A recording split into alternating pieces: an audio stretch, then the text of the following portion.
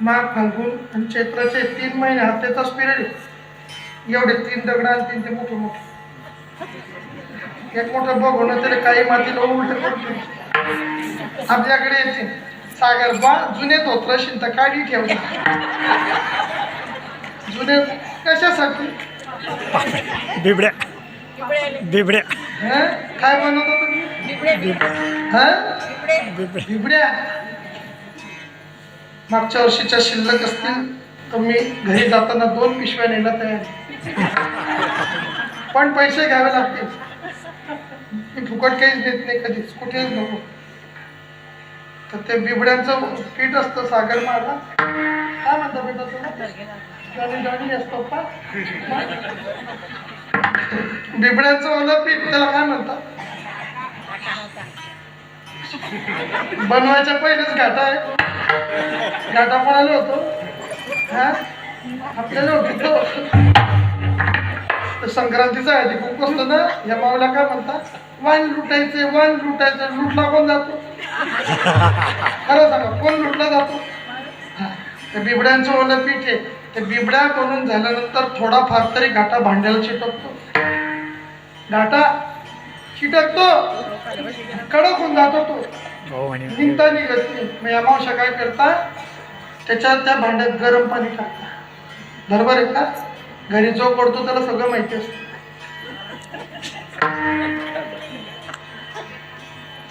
समजण्यावाले बरोबर समज.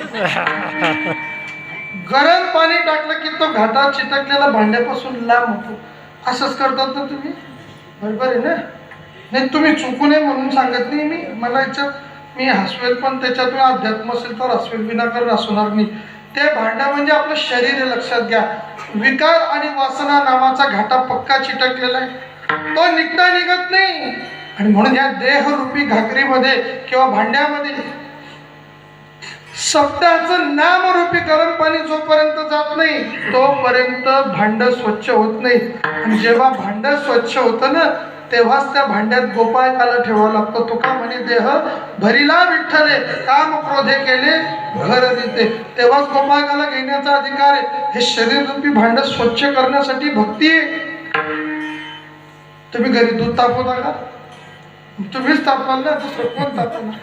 मी पाणी भरता का असं नाही विचारलं. पाणी कोण भरतं? सकाळी लवकर उठ नाही मग घरी गेलं.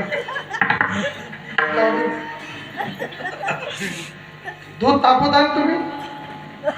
दुधाचा एक गुणधर्म आहे, दूध तापवायला ठेवा. माऊली तुमचं काय नाव? संतोषम परमं धाम, भागवतात लिहिलेलं. तुमचं नाव दिलंय भागवतामध्ये. परम धामाला प्राप्त होतो. संतोष म्हणजे समाधान. चित्ती असू द्यावे समाधान. दूध तापवायला ठेवतो ना माऊली आपण, त्या दुधाकडे 5 मिनिटं कधीच वर येणार, नुसती इकडे मांडतात, बरोबर वरते.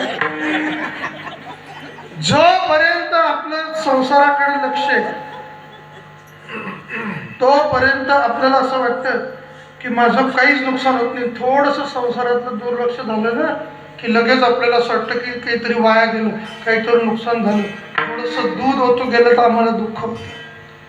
मग जीवनामध्ये नुसतं दूध होतो गेलं तर आपल्याला दुःख होतं. दूध पोटात पडलं तर आनंद आहे का वाया गेलं तर आनंद आहे?